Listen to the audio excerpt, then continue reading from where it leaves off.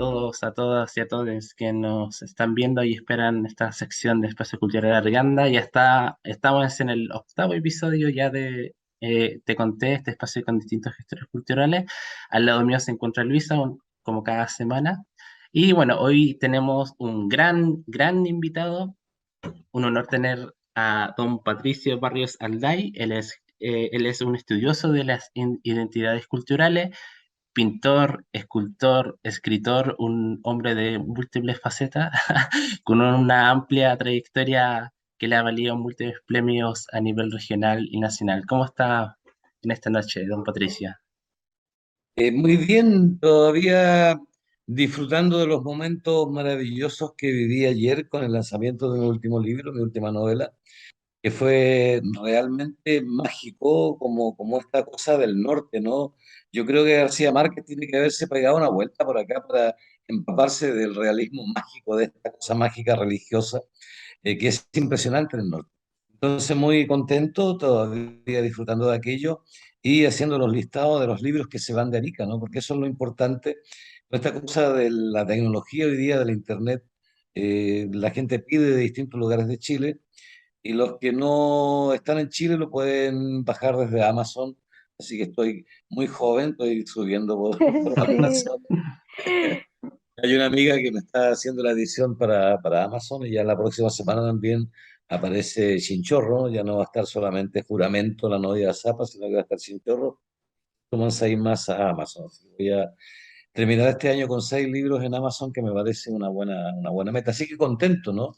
Yo muy Sí. contento. Oye, Patricio, cuéntanos, para los que no te conocen, en Arica ya eres parte de nuestro patrimonio local. Ya, Por lo ya eres viejo, dices parte, tú. no, por todas tus obras, por todo lo que has hecho. Oye, yo ando por ahí, así que dejémoslo ahí. No hablemos de eso. No, Nos no. conocemos hace demasiados años, así que mejor ni acordarse. Em, bueno, desde que te conozco siempre has estado vinculado a todo lo que es la gestión, al arte, a la cultura. Tú eres un artista profesional, además, ¿no es cierto?, el arte, pero además siempre estuviste vinculado y siempre estuviste tratando de poner en valor lo propio, lo del territorio tanto en tus libros como también en tus montajes, porque tuve la fortuna de ver creaciones tuyas hace muchos años, lo compartimos en actividades juntos con los chinchorros, también hicimos algo de las salitreras en algún momento, eh, que fue en el primer congreso de la CUT, ¿te acuerdas? Que fue el primer congreso nacional de la CUT que organizamos y que se organizó en Arica y donde tú presentaste esta obra que es tan querida y que es tan emotiva también de las salitreras. Me ha tocado ver muchas facetas tuyas a lo largo de estos años y lo comentábamos unos minutos atrás y lo comentábamos con Sebastián en la tarde. ¿Cuál de todas ellas es más animosa, más exitosa? ¿Cuál es tu área favorita? ¿Cuál es lo que más, en lo que te sientes más cómodo? Porque en realidad los haces todo muy bien. Entonces, como difícil decir, Patricio Barrio es escritor, es actor, es un creador, es un pintor. ¿Cómo te defines tú? Difícil, ¿no? Si me apretan un poco, yo no hablo ni con tortura, así que no. Yo diría que soy un comunicador, ¿no? Y yo creo que las distintas facetas artísticas tienen que ver con el soporte que yo en un momento determinado ocupo para comunicar aquello que se ha acumulado adentro. Yo soy un reservorio de memoria, soy un reservorio de historia que he aprendido y he aprendido. He robado una cantidad enorme de historias y soy tan buen ladrón que termino convenciéndome que las historias son mías, ¿no? Que no me las he robado. Entonces necesito buscar la forma de comunicarlo, porque yo soy un convencido desde pequeño que uno no acumula conocimientos para el disfrute propio, sino que para compartirlo. Entonces busco la forma de compartirlo, de echar para afuera. Yo necesito echar para afuera. Si no echo para afuera, reviento, exploto, ¿no? Exploso sería la palabra correcta. Exacto. Eh, entonces, yo no me siento escritor, no me siento pintor, no me siento actor, me siento una persona que cree que la identidad y el sentido de pertenencia es fundamental incluso para los desarrollos de los mañanas. O sea, yo Y no por supuesto. creo en los iluminados que dicen, se me ocurre que esto podría ser el desarrollo para Arica, ¿no? Arica tiene una continuidad cultural de 7.000, 8.000 años de historia, comprobados. Entonces nadie va a inventar nada. Arica eh, es una ciudad de encuentro y una ciudad internacional, entre comillas, no porque se le haya ocurrido a algunos estadistas actuales, sino que porque desde hace 7.000, 8.000 años atrás es una ciudad de encuentro. Por lo tanto, es lo que hay que entender para generar las políticas culturales necesarias para el desarrollo de zonas como Arica, que son distintas a Coyhaique, que son distintas a Magallanes, que tienen una memoria y una historia distinta y que hay que aprovecharla, no se puede desechar. No sacamos nada con pensar en transformar nuestras avenidas en avenidas de Miami o estos jardines de europeos que no tienen rejas, que están abiertas y con mucho pasto, siendo que somos una ciudad desértica. Entonces la gente reclama porque los jardines, hay pocos jardines, pero si estamos en el desierto más seco del mundo, ¿no? Este no es una ciudad, no, este no es Angol, ¿no? Donde cae un poquito de agua y florece todo, ¿no? Acá no, acá es distinto, acá uno se cae y se transforma 7.000 años después en momia sin chorro. O sea, son Exacto. cosas, son cosas distintas, ¿no? Sí, claro. Tienes razón, tú tienes toda la razón, eres un muy buen y gran comunicador. Em, Nos ha tocado compartir hartas experiencias juntos en ese sentido y creo que lo haces muy bien, además porque logras empapar a la gente de esta magia que tiene el norte, que no es fácil entender. Mucha gente llega con muchas expectativas al norte, a Arica, y se decepcionan al no ver quizás ese verde, a ver esas praderas, y al ver nuestras praderas de arena amarilla, como Utah, o estos valles que son para nosotros son tan magníficos, tienen tanta vida, pero que nosotros la podemos entender, pero a muchas personas les cuesta entender. Tú ahora estás viviendo en el Valle de Utah, tuviste un traslado de la ciudad. ¿Cómo te has llenado de vida nuevamente en este entorno? Sí, es una maravilla. De hecho, yo vivo al pie del panel de geoglifos del Águila, ¿no? En el kilómetro 4. Entonces yo miro por la ventana de la cocina y veo todos los días en la mañana temprano el águila y las figuras zoomorfas y antropomorfas que están allí, ¿no? Dándome los buenos días. Entonces es una cosa maravillosa, es una carga energética impresionante. O de pronto mirar hacia el río y ver... eh, las aves que son del humedal volando son una maravilla. Entonces, claro, me ha nutrido mucho y me ha comprobado muchas cosas que había investigado y que como hace algún tiempo que no subo a la precordillera y el altiplano, eh, me doy cuenta que eso está existiendo. Cuando yo llego acá, estoy en un lugar donde no llega la energía eléctrica pública, por lo tanto se tuvieron que instalar unos paneles fotovoltaicos. Entonces toda la gente a mi alrededor tampoco tenía electricidad. Y frente a mí había unos medieros, unos peruanos que estaban arrendando el terreno. Entonces un día la señora joven me dice si le puedo convidar electricidad para cargar sus celulares, porque ellos hacen negocios con sus celulares, obviamente, ¿no? Y yo le dije, claro, no hay ningún problema. Bueno, desde ese no hay ningún problema. Cargaba todos los días 3 celulares, no era uno. Eh, pero claro, porque era necesario para ellos. Y después, como de una semana de haber iniciado esa carga de celulares, empiezan a llegar con bolsas llenas de betarraga, de choclo, de cebolla. Entonces recordé que eso es el AINI, que es la reciprocidad que se da acá en el norte, que es el dar, el recibir, el devolver, ¿no? Eso es una cosa tremenda que aquí sigue existiendo. Hoy día me regalaron choclos, ¿no? Entonces es una maravilla. Estoy viviendo aquello que yo siempre admiré en el mundo andino, que es la reciprocidad, el aire, ¿no? Así que contento. Escribo todo. Si tú me preguntas más profundamente, hoy día yo soy un escritor, pero igual estoy pintando, ¿no? Pero sí le Así dedico más veo. tiempo a la literatura. Claro, llevo en este último tiempo ya van 13 libros publicados, que me parece una locura, porque el año pasado publiqué 4 nuevos y dos Sí, fue reediciones. muy productivo. Y fue una locura, ¿no? Y el médico me tiene prohibido. Yo estoy tratando de recuperarme de 2 accidentes cerebrovasculares que me paralizó en cierta medida mi lado izquierdo, pero no puedo. O sea, mi cuerpo puede estar con problemas, pero mi cabeza no está con problemas, entonces tengo que echar para afuera. Así que estoy Ayer lancé un libro, hay otro que ya está prácticamente terminado, hay uno que está en revisión y hay otro que está dando vuelta en mi cabeza.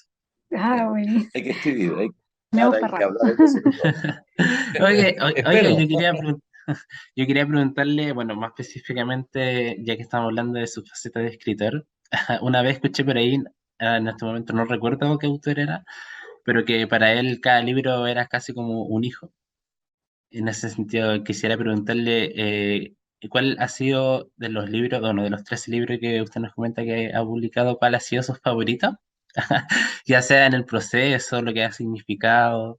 Y también quisiera preguntarle, pensando ya en aquellas personas que nos están viendo y que quieren iniciarse, ya sea como escritor, preguntarle de la experiencia, qué tips o recomendaciones le daría a aquellas personas.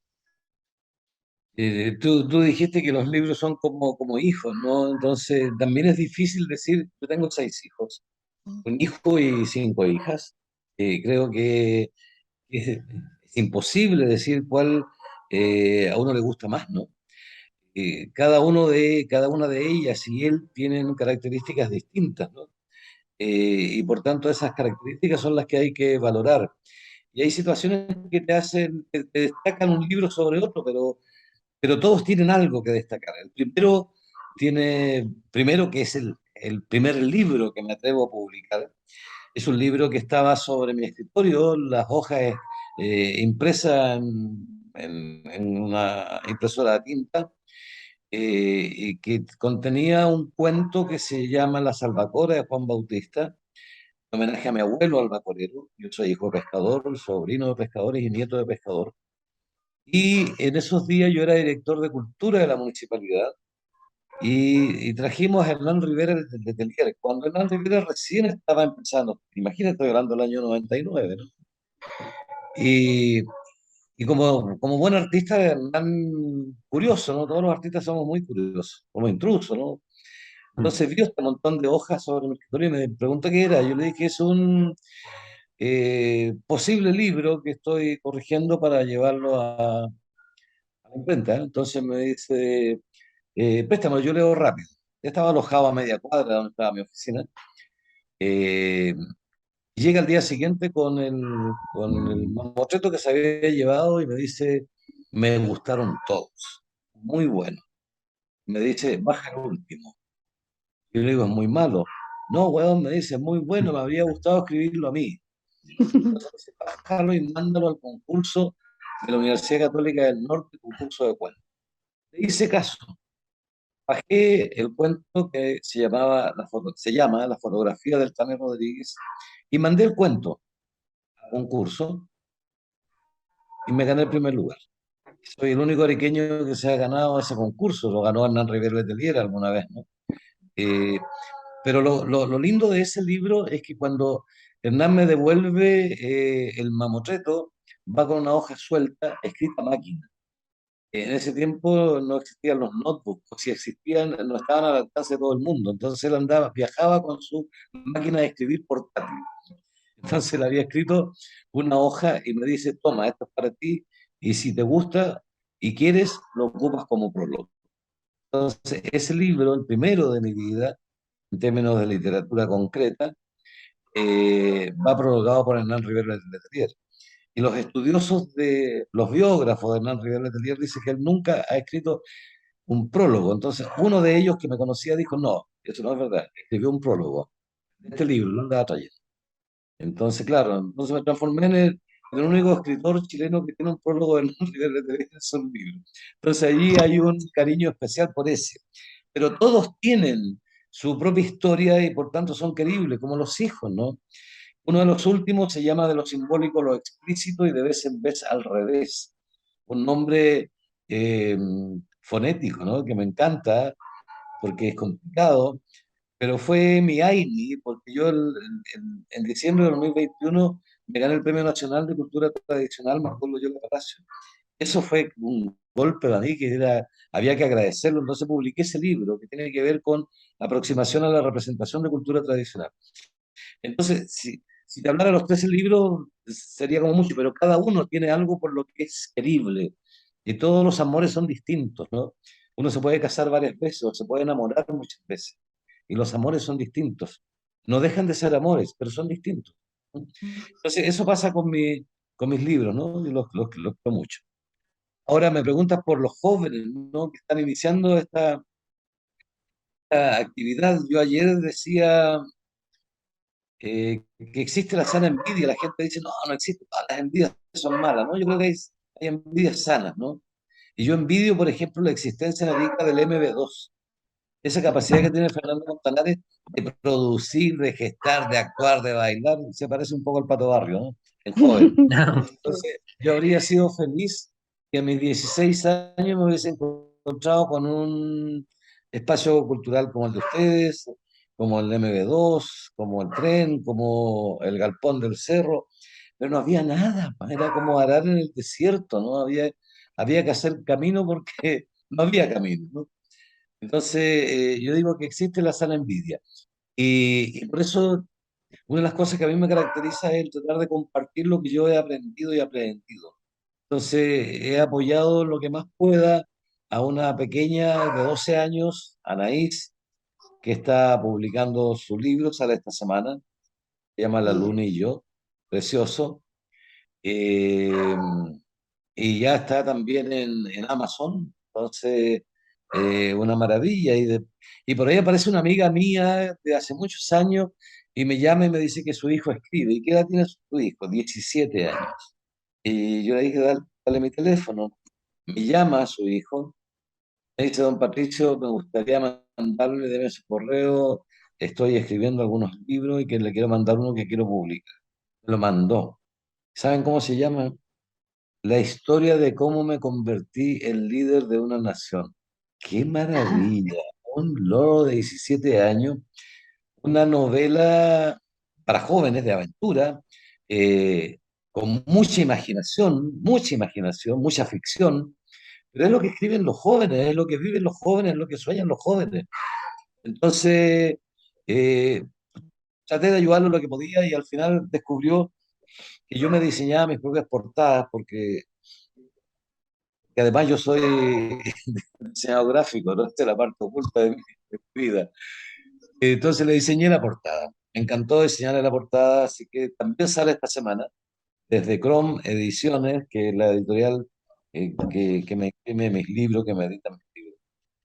Entonces, se puede. Acá hay mucha gente que está escribiendo. Me parece Mm, muy sí, bueno y hay que tratar de escribir y ahí tenemos una responsabilidad los adultos de tener la capacidad de contar historias y contar la memoria de manera atractiva para que los jóvenes se entusiasmen. Cuando el sí. adulto se Mm, pone a dar cátedra y a dar clases y la vida es así y ustedes tienen que hacer esto, lo que están haciendo es alejarlo de la memoria y de las historias. Entonces yo trato de imitar a mi padre. Mi padre llegó hasta quinto básico, ¿no? Preparatoria se llamaba en ese tiempo, y mi madre llegó hasta tercero básico. Pero tenían una capacidad para transmitir mis historias y memorias que habría sido un pecado tremendo y un desconocimiento a su entrega como padres, de que yo no hubiese tratado de replicar lo que ellos me habían contado y comentado. sí, Así que aquí los adultos tenemos una gran responsabilidad. Estoy sí, hablando mucho, ustedes. no, Oh, estamos de lo más igual, entretenido. sí, sí. Igual, bueno, igual nosotros creemos, como tú comentabas, igual es importante dar el espacio a estos nuevos escritores, comentarles que nosotros eh, tenemos un concurso que realizamos durante los meses de febrero que se llama Relatos del Desierto, un concurso para eh, donde pueden enviar su relato en torno o con temática regional o del norte de Chile en general. Y claro, nosotros mismos somos quienes escogen a los ganadores y recibimos todos los cuentos, los relatos y realmente es maravilloso leer y conocer parte de su experiencia que eh, si bien cada uno puede escribir distintas cosas, siempre son a partir de la experiencia de cada uno y de cómo expresan esa experiencia. De hecho, Sí, así es. sí, de hecho ya estamos empezando en nuestra tercera versión de este concurso, así que Bueno, Sí, ha bueno, sido muy eso es. bueno.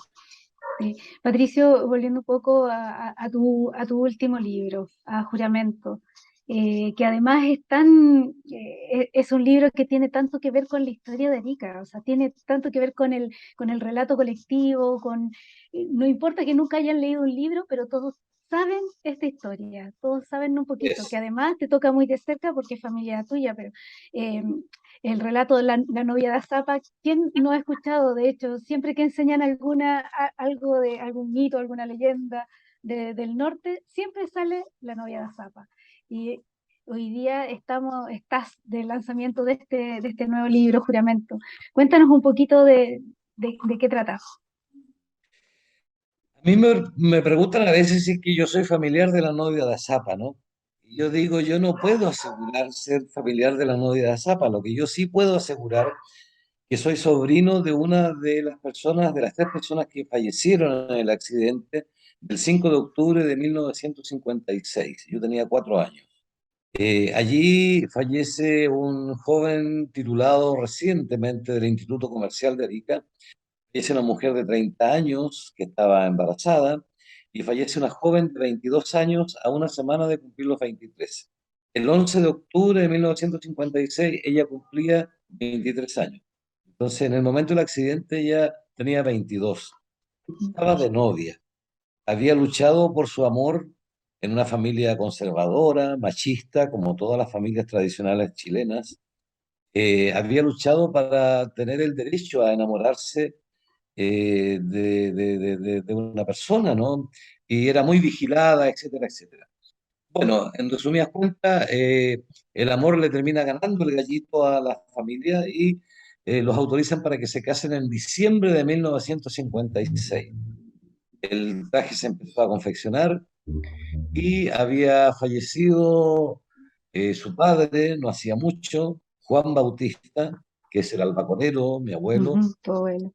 claro, y entonces decide ir a las Peñas con su mamá, Francisca, y un hermano, Alberto, para pedir por el eterno descanso de Juan Bautista y por la felicidad eterna de su matrimonio con Miguel. Partieron en un camión que no habían contratado, pero que aparecía por donde estaban esperando el camión contratado y que no llegaba, se subieron a este porque ella quería ir y volver para terminar los preparativos para su matrimonio. Primero, nunca se va a casar a las peñas, que es lo que se dice en algunos comentarios, ¿no? Claro. Difícilmente casarse si falta un novio o una novia, ¿no? Y en este caso el novio no viajaba porque él era carabinero y le habían puesto una guardia para el mismo día, por lo tanto no pudo viajar. Entonces, a la altura de lo que es Alto Ramírez, estoy hablando del camino viejo, ¿no? No del camino a Zapa todavía, porque no existía ese camino. El camino que conocemos nosotros como Cerro Sombrío, ese era el camino a Zapa. A la altura de Alto Ramírez es tocado por un camión del ejército que ni siquiera venía en sentido contrario, ¿no? Iban en el mismo sentido. Y este camión donde ella iba lleno de promesantes y peregrinos, iban cantando, etcétera, etcétera. Y ella llevaba una cámara fotográfica cuadradita, estas de, como que se abría y salía un fuelle chiquitito, y que se lo había regalado a mi papá. Y así que ella la colgó en la carrocería. Este golpe de los dos camiones provocó el volcamiento de este camión donde iban los promesantes, los peregrinos, y como digo, murieron 3 personas y 24 personas heridas. Dos murieron en el mismo lugar del accidente, entre esos Gloria del Rosario, mi tía, y el tercero en cuestión, que fue el contador, murió en el hospital Juan Noé, que no era hospital regional, era hospital Juan Noé solamente. Esa es la verdad de los hechos, donde yo puedo asumir en concreto, porque tengo los recortes de los diarios, etcétera, etcétera. Eh, de ahí se produce una situación que tiene que ver con el imaginario colectivo, y los Ujú. antropólogos nos encanta esto, y a los arqueólogos también. Entonces, a ella, producto de esta muerte, los hermanos, entre esos mi papá, deciden ponerle el traje de novia, que ya estaba prácticamente terminado, forran la urna mortuoria, el ataúd con tela blanca, lo tapizan con tela blanca. Y claro, hoy día uno piensa en la carroza mortuoria y piensa en un vehículo largo, donde cabe perfectamente el ataúd, muy moderno, pero en esa época, el año 56, lo que había en Arica era una carroza victoriana, de la época de la Reina Ujú. Victoria, ¿no? Una carroza preciosa, negra, con vidrio. Entonces, imagínense ustedes a las 5 de la tarde, cuando todavía no había cambio climático, es decir, Arica era verano todo el año, ni siquiera era primavera todo el año, era verano todo el año. A las 5 de la tarde, en el mes de octubre, el sol calcinaba y bajando la carroza por Vicuña Maquena, que era de tierra, todavía no estaba pavimentada. Yo tengo las fotos, he publicado fotos en algunos medios. Entonces, había una situación de luminosidad espectacular y la gente visualizaba que el cajón flotaba adentro de la carroza. Esos son los testimonios que yo he logrado de Recopilar. gente que vio la carroza. Claro.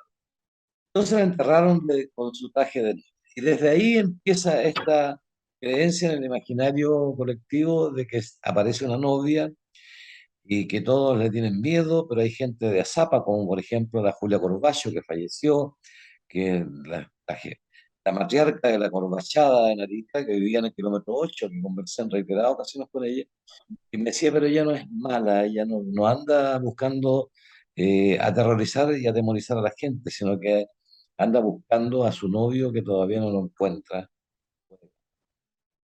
Entonces empecé a investigar, a investigar, a investigar y cientos de personas, tengo testimonios de ellos. Entonces eso es la novela, es una novela de amor.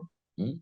Mm. Eh, mm, que tiene muchas cosas de cultura tradicional, por ejemplo, ¿por qué se celebra en Arica el primer domingo de octubre la fiesta grande de la Virgen de las Peñas? Virgen. Nadie Mm. sabe, ¿no? Ahí está en el libro, porque se celebra que tiene que ver con las guerras especiales de la Iglesia Católica de las Cruzadas, ¿no? Cuando declaran la guerra a todos los musulmanes, ¿no? eh, y terminan triunfando gracias a los rezos al rosario. Entonces el triunfo de esas batallas fue la gloria del rosario. Mira qué curioso, ¿no? Porque, y bueno, y el Papa de esa época determina que el primer domingo de octubre se celebre ese día en homenaje al rosario. La Charito, mi tía, se llamaba Gloria del Rosario, Mm. tenía el mismo nombre.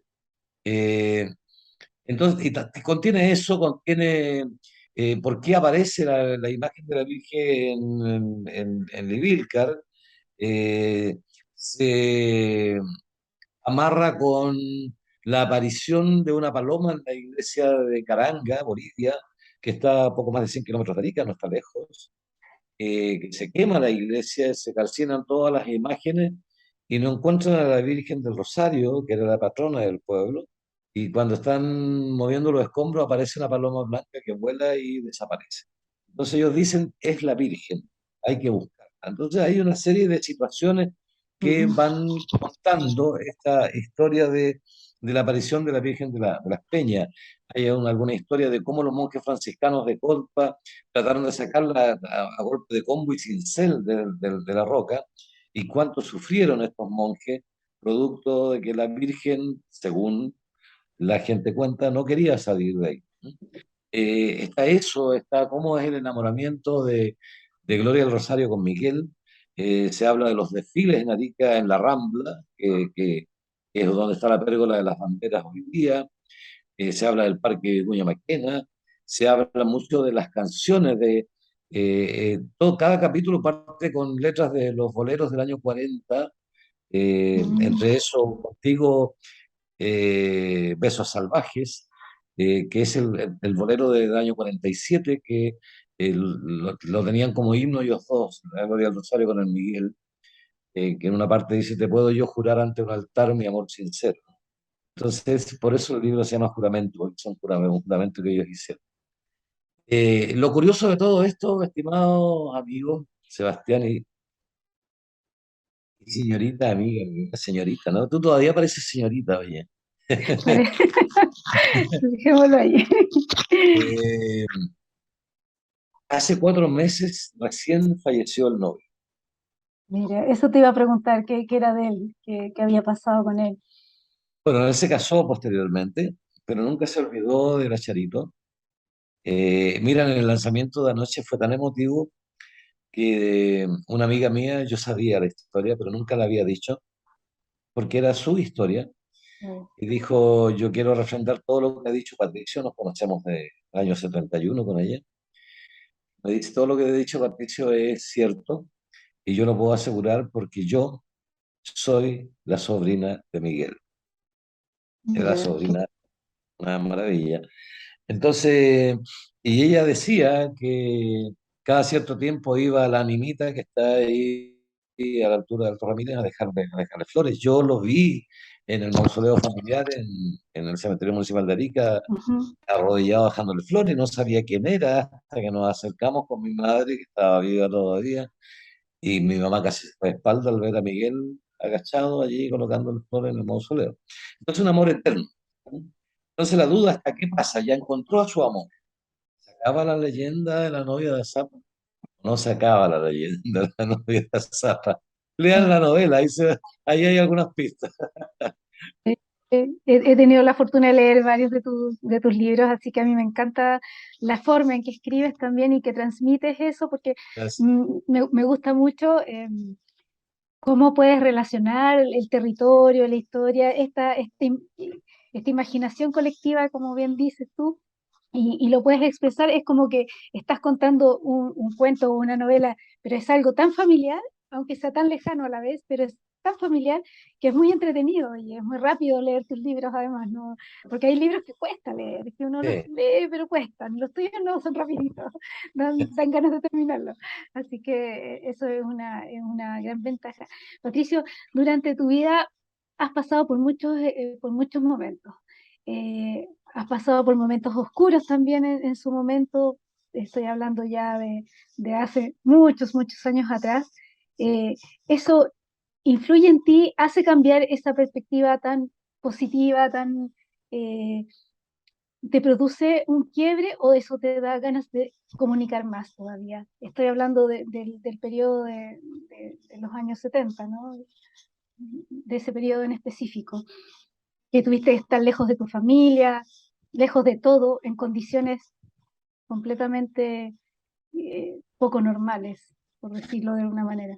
sí, yo creo que yo creo que todo nutre la vida. Yo no creo que la vida tenga cosas negativas y positivas, ¿no? En rigor, yo creo que es un contraste permanente como la vida. La vida no puede ser plana, ¿no? Ujú. Entonces, lo importante es que aquellos momentos de felicidad sean entendibles y que sean posible transformar los momentos de no felicidad en cosas distintas que te vayan a aportar.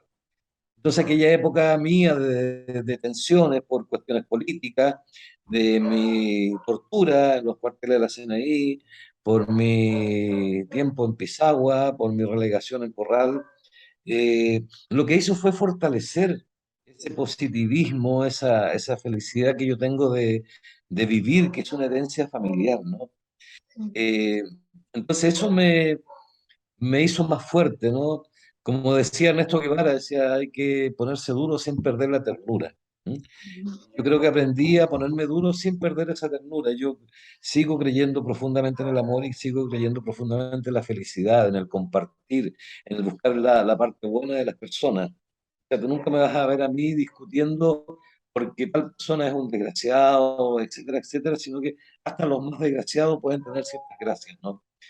Entonces yo creo que eso me fortaleció mucho más. Yo creo que eso es la vida, ¿no? Es aprender a vivir. Imagínate si la vida fuera una línea continua de felicidad. Qué fome la vida, ¿no? Ya no Ujú. podríamos comparar, ¿no? No sabríamos que estamos siendo Distinguir. felices. Claro, porque no tenemos con qué compararlo. Entonces, claro, fue una época dura, pero también fue una época feliz. Los 3 años de la Unidad Popular como gobierno, yo estaba estudiando en la Universidad de Chile, acá en Arica. Yo había quedado en la Ujú. Católica de Santiago, estaba en el proceso de matrícula y me avisan que mi padre habría sufrido un ataque, un derrame cerebral, es decir, un accidente cerebrovascular, lo mismo que me pasó a mí, y que estaba delicado de salud, así que hay que viajar lo más pronto posible. Conseguí pasaje en avión al día siguiente y llegué y mi padre lo vi en un ataúd en el living de la casa, ¿no? Eh, entonces fue el 71 y entonces yo me quedo en Arica para acompañar a mi madre porque mis tres hermanos mayores estaban casados. Entonces esa cosa dolorosa se transforma en una cosa tan maravillosa que con mi madre terminamos siendo amigos, no mamá e hijo. Éramos amigos y nos contábamos absolutamente todo, todo. Cuando mi madre empieza con su proceso de la menopausia, lo habló conmigo, imagínense. No podía haberlo hablado con mis hermanas, que seguramente lo hizo también, pero primero lo conversó conmigo. Entonces, por eso digo Fueron que, compañeros, fueron claro, más entonces que... la vida está enroscada con los momentos duros y como esos momentos duros también tiene que tener uno la capacidad de ver que hay una lucecita que brilla y que esa lucecita te puede iluminar cierto camino. Entonces yo agradezco profundamente los padres que tuve, ¿no? Porque fueron Sí. capaces de motivarme eso y los hermanos que tuve también, ¿no? O sea, mi hermano mayor no se acuerda, pero dibujaba espectacular, ¿no? Entonces yo Mm. empecé a copiarle sus dibujos y me quedaban más o menos buenos. Ellos estaban en la secundaria, es decir, en la media de hoy día, entonces ellos leían libracos obligados. Como siempre los hermanos menores queremos ser como los hermanos Oh, mayores, empiezo a copiar, entonces copio los dibujos de mi hermano, copio los tiempos de lectura y los libros que ellos tenían, con la diferencia que ellos leían obligados y yo leía voluntariamente. Entonces, después cuando me toca a mí comprar los propios libros, me gusta y sigo leyendo y sigo leyendo y sigo leyendo hoy día, ¿no? Entonces, la motivación es fundamental en el círculo primario, ¿no? De familia o de amigos, ¿no? Porque la familia no ujú. solamente son sanguíneos, sino que también son los amigos y amigas que uno elige, ¿no? Exacto. Oye, y una de las cosas, vamos pasando por el tiempo. Siento yo que uno de los periodos donde se dio un gran impulso al desarrollo de la cultura a nivel local fue precisamente en la época que fuiste director de cultura.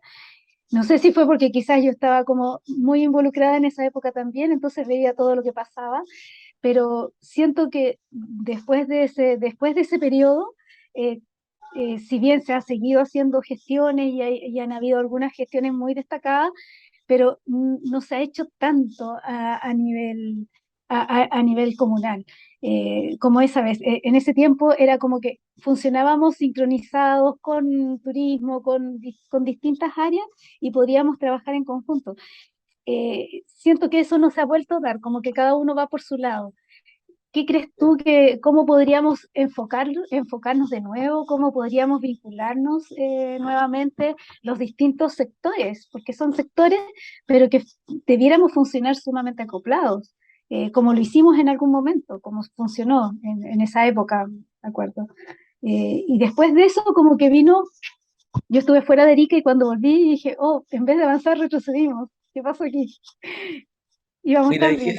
hay gente que se preocupa porque algunos funcionarios públicos se hagan el examen de pelo, ¿no? Por el tema de la droga y todo. Yo inventaría un examen si es que tienen cañones de pluma en la piel o no tienen cañones de plumas en la piel. Creo que a nuestras autoridades y a nuestros directivos les faltan plumas, ¿no? Plumas para volar. Yo creo que en esa época nos juntamos muchos volados, en el buen sentido de la palabra, capaces de volar. Y yo creo que esa ha sido una incapacidad constante que ha tenido Arica en los últimos años, que les cuesta despegar del suelo, ¿no? Yo Sí. creo que No se en esa atreven, época como que no se sí atreven. no se atreven. Entonces, en esa época que tú estás hablando, primero había un alcalde que era loco, ¿no? Y que creía también que había otros locos, ¿no? Hablo de Iván Paredes. Entonces, cuando yo ni siquiera era amigo de Iván Paredes, no nos llevamos bien, pero le dijo Julio Urcuar, que era de la UDI, que todo el mundo sabe, se lo dice Miriam Arenas, que en ese tiempo era de la democracia cristiana, y se lo dice el jefe de planificación de la municipalidad, Héctor Donoso, que venía de Santiago, que había sido del MIR. Imagínate el trío que había, demócrata cristiano, MIR y UDI. Yuri. Entonces le dicen que si quiere tener un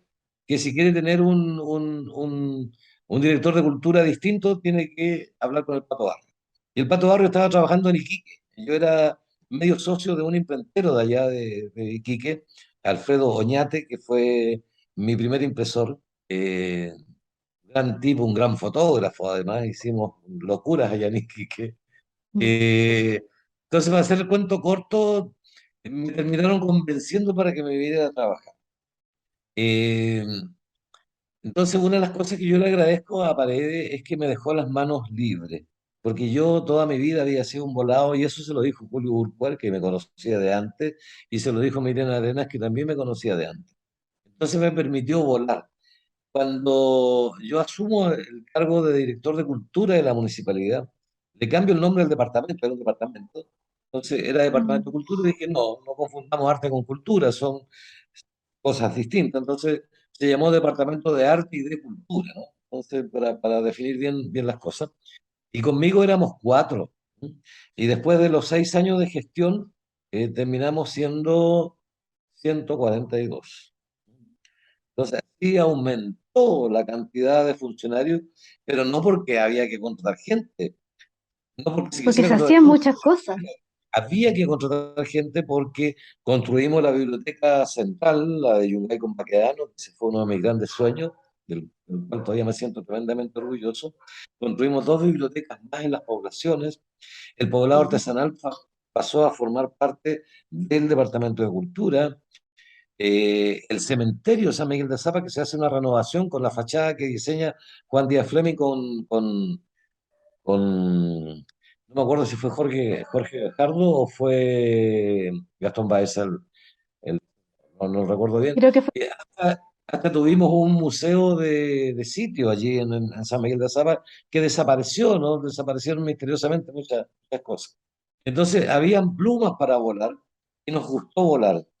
Entonces, imagínate el mes de abril, que era el mes del arte y la cultura, hacíamos 140 actividades en el mes. O sea, era una locura, pero todos los locos de cultura hacíamos de todo. Pues si yo tenía que barrer el escenario, lo barría, no tenía ningún problema, ¿no? ¿Por qué? Sí. ¿Por qué, Luisa? ¿Por qué, Sebastián? Porque yo toda mi vida estuve al otro lado del escritorio. Iba a golpear la puerta a pedir cosas y siempre se me decía que no.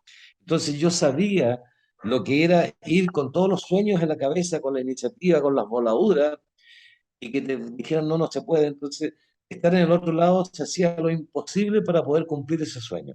Yo creo que esa fue la diferencia, ¿no? Pero se ha ido avanzando, se ha ido avanzando. Se ha avanzado, se han hecho hartas cosas, ya tenemos un teatro municipal que, bueno, después de la pandemia se está reactivando, que está Sí, funcionando, que ya están, pero sí, sí se extraña ese proceso que había en que, bueno, estaba en esa época, estaba Jessica, estaba José Barraza, que también estuvo en nuestro programa hace unas semanas atrás, eh, hartas personas bueno, como tú dices, teníamos hartas ideas, éramos bien volados, hicimos en ese tiempo el circuito de Azapeyuta, hicimos hartas cosas, se hizo los monolitos preciosos, la playa Chinchorro pasó a ser balneario Chinchorro, los juegos, las los noches de baños se construyeron en aquella época. sí, además las noches de Boulevard, tantas Sí. cosas entretenidas que hacíamos y que las hacíamos en conjunto con cultura, porque teníamos como súper claro que teníamos que ir de la mano. También compartimos clases juntos en alguna oportunidad. Hartas vivencias en realidad. Sí. Y lo rico sería cómo reactivar o cómo motivar de nuevo a que ocurra esa interacción. Nosotros hoy día desde los espacios culturales estamos invitando, y aprovecho de pasar el dato por si hay alguna autoridad ahí regional que nos esté escuchando, ya los invitamos, las invitaciones, los dados ya han sido echados, ya enviamos las invitaciones a las autoridades, los esperamos tener prontos en una reunión para conversar precisamente ¿qué hacemos? ¿Qué hacemos para poder fomentar, para poder darle espacio a todos estos sueños de toda esta gente que está desarrollando arte y cultura en nuestra región y hoy día se ven truncados? Todos esos sueños tienen que estar postergados o tienen que estar supeditados solo a la concursabilidad en vez de qué manera podemos ser complementarios, de qué manera podemos crecer todos juntos, ¿no? Así que los dados ya fueron echados, ya los invitamos, esperamos que las autoridades se hagan presentes el próximo 13 de octubre, fueron todos invitados y esperamos tener buenos resultados, pero cuesta este proceso. ¿Qué crees tú, qué consejo les darías tú a estas personas para que pudieran involucrarse, no solo, como tú dices, detrás del escritorio, desde una lejanía? que es súper bonito después cuando hay un carnaval o cuando hay una actividad que es reconocida, salen todos a aplaudir y todos para la foto. Pero ya antes, en el proceso, en la gestión, ¿cómo los invitamos a que sean más activos, a que se vuelen en esta iniciativa, en esta bola cultural? Invitarlos a soñar, ¿no? Pero para que puedan soñar, eh, a lo mejor hacer un taller con ellos, ¿no? Decirle que en toda época, en esta zona del mundo, ha habido gente que ha soñado y esos sueños han cambiado su historia y la historia de los que vienen después. O sea, hubo hombres y mujeres que soñaron que la muerte no existía, ¿no? Y que solamente se transformaba y que no había lugar donde estar, perdón, no había lugar donde ir, sino que lugar donde estar solamente. Y fueron capaces de intervenir artificialmente los cuerpos para prolongar la vida más allá de la muerte y llevan en ese acontecer más de 7.000 años con nosotros. O sea, ellos fueron los primeros volados que, de los cuales yo tengo conocimiento, ¿no? Volaron, se volaron. Y para no irnos tan atrás, acá en el kilómetro, casi kilómetro 5 en Utah, están las colcas de Utah. Y tú has conocido las colcas de Utah, y las colcas son para mí, son los refrigeradores del valle, ¿no? Eran agujeros en vertical que estaban protegidos por piedras y allí guardaban los alimentos. Primero se pensó que eran silos para guardar las semillas de maíz para los tiempos malos, pero no, era más que eso, porque se han encontrado otros vegetales allí. Entonces eran los refrigeradores porque mantenían la temperatura espectacular, entonces duraban mucho más. Entonces hubo gente que voló, ¿m? Que se imaginó cosas que podrían servir. Tienen que entender nuestras autoridades que la acumulación de conocimiento no genera académicos, investigadores espectaculares, ¿no?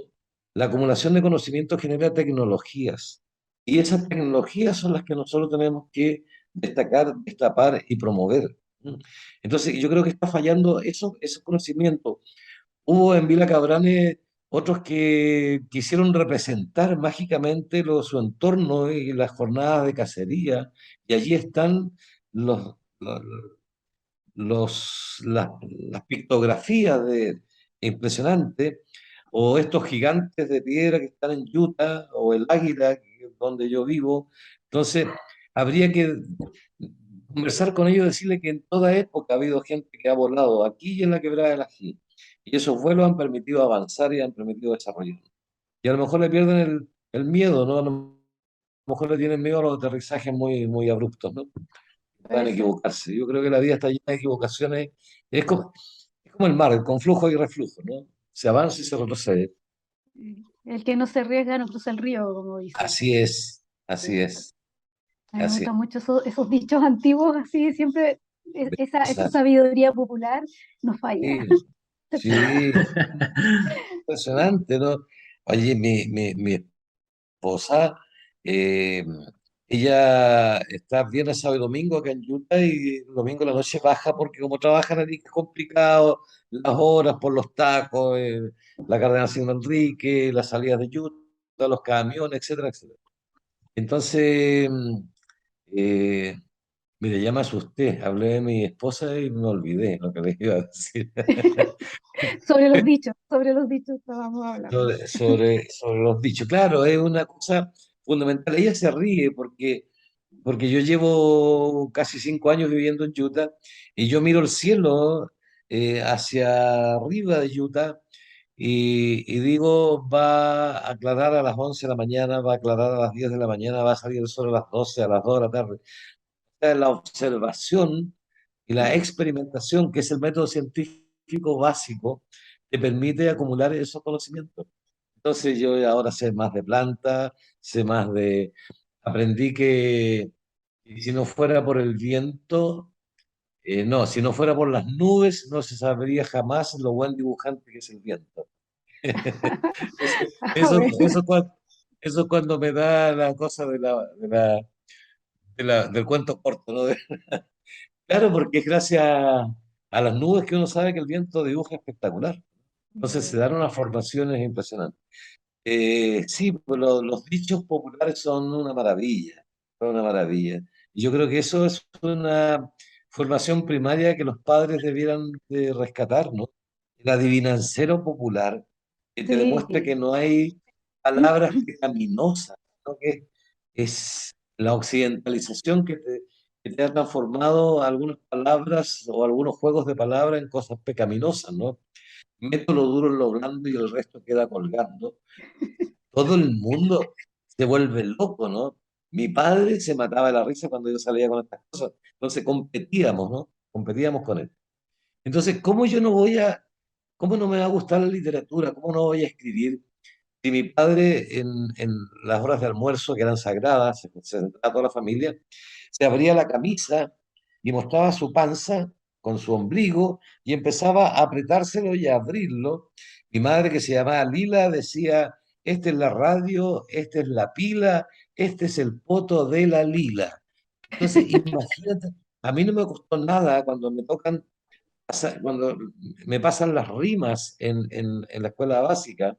Mi hermano mayor Jorge que decía choche, este es el auto, este es el coche, este es el poto del choche. Entonces la Nora con la hora, mi hermana, la Charo, mi otra hermana, con el aro, y Patricio con el edificio, ¿no? Entonces él andaba siempre jugando con las palabras, y cómo yo no iba a escribir, ¿no? Y mi padre me hizo amigo de las palabras, ¿no? Habría sido sí, un qué pecado que fortuna, no escribiera. de todas maneras.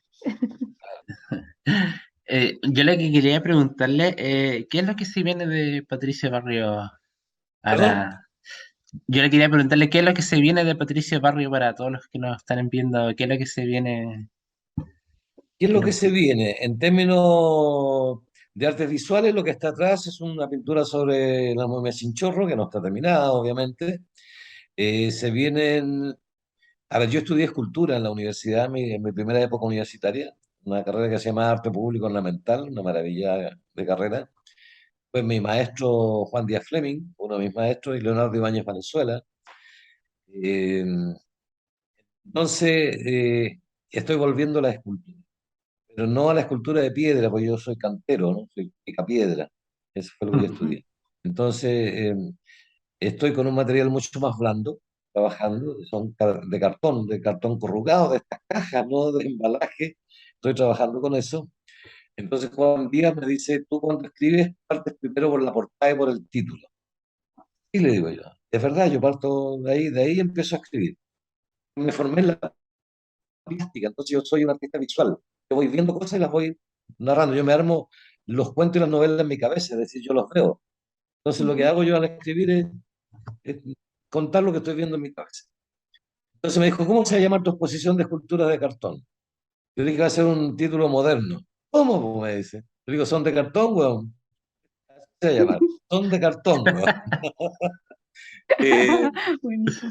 viene, eh, mira, el 15 de octubre se estrena una película en el Cine Colón de Eclipse Film.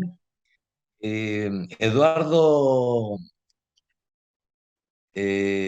Ibacachi, un amigo, actor, trabajador social, que además escribió el guión de una película preciosa, un libreto, un guión precioso, y se le ocurrió a estos locos volados que podían invitar al Pato Barrio a actuar. Entonces, el 15 de octubre empiezo a ser actor de cine. Eso faltaba, eso faltaba. No soy un Ah, era actor, poquito. no soy un actor protagónico, ¿no? Pero aparezco por ahí en un ratito. Viene una nueva novela que se llama Sabores de mi memoria, que es con las cosas que a mí me alimentaron, ¿no? Ujú. Recordar que yo soy hijo pescador, sobrino de pescadores y nieto de pescador, entonces tiene mucha importancia en ese libro las preparaciones que hacía mi madre y que yo le copié respecto a las comidas con cosas de la costa, del valle y también de más arriba, ¿no? Eh, por ejemplo, les adelanto, un día mi padre, bueno, este era típico de la gente que trabajaba en el muelle, de salir con un tarrito, ¿no? Siempre tenían un tarro con un alambre. Y traían cosas ahí, mariscos, pescado, presas de pescado. A veces se colaban unos relojes por ahí, ¿no? Pero siempre salían con... Entonces yo esperaba a mi padre a la en la puerta de la casa. Y lo veía caminar, ya obviamente conocía su caminada y corría a recibirlo, a abrazarlo. Además siempre andaba con olor a pescado, que a mí me encantaba el olor a pescado. Y le pegaba la mirada al tarro a ver qué traía. Entonces siempre me mostraba. Pero hubo un día en que dijo, eh, nos preguntó a los cuatro hijos, entonces dice, ¿han comido pavo alguna vez? Y nosotros nos miramos y nos matamos la risa, porque lo más cerca de un pavo que habíamos estado era en el Teatro Nacional, actual Teatro Municipal, cine, se llamaba Teatro Nacional, eran las películas de el Día de Acción de Gracia de los norteamericanos, ¿no? Entonces ese era el único pavo que conocíamos. Entonces todos dijimos obviamente que no. Entonces dijo, voy a hablar con los cookies son los cocineros de los barcos que llegan cuando no estaba el puerto, a ver si me consigo algunas presas de pavo. Entonces, ese día que yo lo estaba esperando, un día lo estaba esperando, corro a abrazarlo, a pegar la mirada y él hace el quite con el tarro. Me llamó la atención, entonces entramos a la casa y se fue de derecho a la cocina, abrazó a mi madre, le dio su buen beso y le pasó el tarro. Entonces mi madre lo agarró, lo puso en el lavaplato y lo tapó. Entonces mi padre dijo, conseguí pavo, mañana vamos con pavo. Y yo que siempre he sido curioso, como Hernán Rivera y sapo, empecé a espiar a mi mamá. Mi mamá preparó en un bol vinagre con orégano, con pimienta, con sal, con ajito picado, y saca del tarro que le había pasado a mi papá las presas de pavo, tremendas presas, ¿no? Y las mete en este adobo que había preparado y lo tapa con un paño de cocina de saco harinero que se hacían de ese material, los paños de cocina, y lo deja toda la noche. Al día siguiente me dice, ya, ¿estás mirando? Mira. Prendió la cocina parafina, eran cocinas a parafina, y puso una olla grande donde puso estas presas de pavo, le puso algunas papas que ya había pelado y pues la otra hornilla, eran de dos hornillas, la cocina parafina, empezó a preparar arroz, porque acá en el norte todo se come con arroz, todo se come. Eh, eh, y empecé a mirar, a mirar, a mirar y empezamos a comer cuando se dio un olor espectacular y comimos, pero no dimos abasto. Se repitió una vez más a la semana siguiente y a la tercera semana que nos vuelven a servir lo mismo, un nuevo pavo. A mi papá lo vi más serio. Entonces me dice, le preguntamos, papá, ¿qué te pasa? ¿Algún problema? Es que no les puedo seguir mintiendo. ¿Qué pasa, papá? Están comiendo pavo. ¿Y qué estamos comiendo? Preguntamos los cuatro. Guajachi, me dice. Ustedes saben lo que son los guajachi, son los pelícanos. Ajá.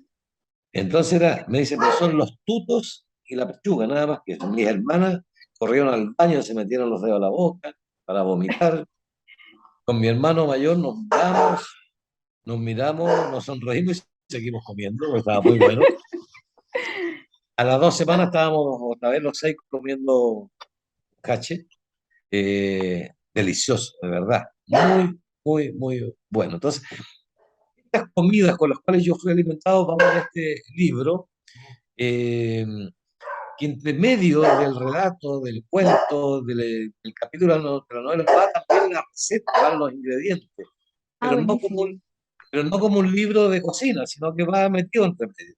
Ujú. Entonces ahí viene el tema todos de los piures, viene de las guerras de pichí de piure que teníamos en el patio de la casa cuando los desconchábamos, Sí. el tema de las machas, las almejas, es decir, una cantidad enorme de las jibias, ¿no? Hubo una plaga de jibia en Arica alguna vez que no permitía ni siquiera que los remolcadores partieran porque se enredaban en la hélice. Y acá era sabido que no se comían las jibias porque no eran buenas, ¿no? Hasta que un viejo, el viejo mascayano, se llevó dos jibias a su casa, al día siguiente no volvió, al día subsiguiente sí volvió con una sonrisa de oreja a oreja y dice, son ricas, son muy ricas. Se acabó la plaga de Esquivia. Todos cazando Esquivia. Entonces, todas estas Bueno, historias no van metidas en este libro, Sabores de mi memoria, porque son los sabores de mi memoria, ¿no? Con lo que yo me alimenté y disfruté tanto, ¿no? De verdad. bueno. Uy, genial. Vamos a estar ahí a la espera de ese libro, pero recordarles a todos los que nos están viendo que ya está Juramento, que es este libro que está recién salidito de la Sí, imprenta, así que no se lo pierdan. Igual quiero pasar el dato de que existe la página, hay una página web, Patricio Barrios, punto alday.cl, CL. ¿verdad? Punto No, .cl. Y patriciobarrios.cl. sí, patriciobarrios.cl. Y ahí, bueno, están también tus obras, también todo el tema visual. Hay bastante información y en Amazon también pueden encontrar los libros de Patricio, que es un gran aporte siempre. Y además de que tus libros ya son parte también de las lecturas de colegio, que ese es un buen punto. No Sí, solo a nivel es una regional, maravilla. sino que también ya has llegado, ya vas por Antofagasta. Poquito a poquito te vas acercando ya a que sean libros que estén incorporados al plan de formación y de educación a nivel nacional. Ya vas por Antofagasta, yo creo que ya el otro año vamos llegando y, y- y ya en la medida que se vayan conociendo los van a ir incorporando de todas maneras. Oye, se ha pasado la hora súper rápido. Sí. Uf, uf, tanto que he hablado. Yo, sí. Oye, pero siempre grato conversar contigo. Nos faltó el vinito ahí en la conversa. Sé Yo que lo, eres un amante del buen vino. yo lo tengo acá, ¿no? Yo lo tengo ahí al lado. No lo quise traer para que no se vea mucho, pero ahí al ladito lo tengo. Así que ha sido súper grato estar contigo, Patricio. Como siempre, un gran aporte. Hace ya un par de meses que no nos veíamos. La última vez fue en un taller en Casa Yanulaque, ¿no es cierto? Donde hicimos un lindo trabajo con los vecinos de Arica, Sí, jóvenes muy lindo. bien, y estuvimos trabajando en esta recuperación de memoria colectiva de la historia de Arica, de esta Gran historia trabajo de la real. casa Yanulaki. Sí, un lindo trabajo que hacen, Andrés, y un saludo a ellos también. Y es un gran trabajo el que se hace en forma permanente, en recuperar esta historia que es la real, es la que vivimos y traspasamos a los que vienen, ¿no? Y qué importante es hacer esta comunicación, es traspasarla. De esa forma podemos construir una mejor ciudad para mañana, de todas maneras. Y que Mira, estoy volando, estoy pensando en voz alta. Ustedes están en Colón siempre, ¿no? No, no Todavía. ahora nos estamos en cambiamos. San Marcos Ah, pero 370, cerca. sí, al lado. Ya, eh, es un sector que tiene que ver con el Arica antiguo, ¿no? Con los sabores de la costa. Entonces podríamos hacer un lanzamiento pequeño ahí para todos los sectores de familias de pescadores que están en Falteo del Morro, ¿no? Los Huertas, los Borges, ¿no? Hay tantos, ¿no? O los Orellanas, Maneras. Y con Guerrero. degustación, Sí, sí. Y podríamos allí generar un lanzamiento in situ, ¿no? de todas Para maneras. conversar de estas comidas tan Sí, espectaculares. lo teníamos pendiente hace rato, lo íbamos a hacer antes y nos pilló la pandemia en algún Así es, momento, ¿te acuerdas? así es. Sí, Bueno, me acuerdo. no hay plazo que no se cumpla ni deuda que no se pague. Así que Así es. lo tenemos que hacer y con degustación incluida, me comprometo a eso. Y cuenta con eso cuando quieras. Así que ahí nos Te coordinamos y agradezco. lo vamos haciendo. Así que ha sido un gusto, Patricio, estar contigo, compartir contigo esta noche. Hay muchas actividades en Arica, está el Jayaya, el Fest, va a estar hasta todo este fin de semana, ¿verdad, Sebastián? ¿Tú Hasta el tienes la 8. fecha? 6, Hasta el 7 y 8. 8. Ujú, en el Cerro La Cruz, así que vayan porque es una fiesta linda que se hace con mucho trabajo, es mucho trabajo colaborativo en equipo, es una linda oportunidad. También está el Miradoc, la verdad es que están pasando muchas cosas siempre en Arica. Sí, sí, hay tantas cosas, ¿no? Yo trato de aportar en mis redes, de comunicar. Por ejemplo, la próxima semana hay una especie de café con ser, es un conversatorio en el CFT, ahí en las Acacias con Diego Portales, donde va a haber una escritora, dos escritoras, un escritor, voy a estar ahí. También va a haber canciones, se va a conversar. Entonces, hay necesidad de espacios, ¿no? Y eso es bueno, es muy bueno. Sí. Así que ya saben, pueden ver la programación, bueno, en nuestras redes, en Espacio Cultural Arganda, pero también en Espacios Culturales de Arica y Parinacota, también en Instagram, y donde estamos publicando carteleras constantemente y estamos subiendo todo lo que está pasando de actividades. Así que nadie se puede quejar, que actividades hay, muchas. Ah, y la última, antes que se me olvide, en el Teatro Municipal se está bailando tango, pero como ahora se va a hacer una reparación del teatro, se traspasó la clase el día miércoles a las 7 en la municipalidad, en el hall central. Así que está muy entretenida. Así que para que vayan. También les quiero invitar a suscribirse a nuestro canal de YouTube, a visitar los demás videos, ya están todos los episodios anteriores. Bueno, comentarle que el episodio 3 tuvo un problema ahí, así que vamos a tratar de traer al Giovanni de nuevo con nosotros, pero todos los demás episodios están ya subidos, así que compartan, denle like y suscríbanse. Y síganos en nuestras redes, por supuesto. Obvio, Sí. obvio. Gracias, Patricio. Un No, abrazo muy grande. gracias a ti, Luisa, gracias, Hasta Sebastián, ¿no? luego. Por la conversa, ¿no? Pero yo soy Sí, peligroso conversando. Yo lo reconozco. somos, somos, de ahí somos. Bueno, nos vemos pronto, que estés muy Un bien. abrazo. Sí, que Hasta Adiós. esté muy luego. bien. Chao, chao. Cuídense.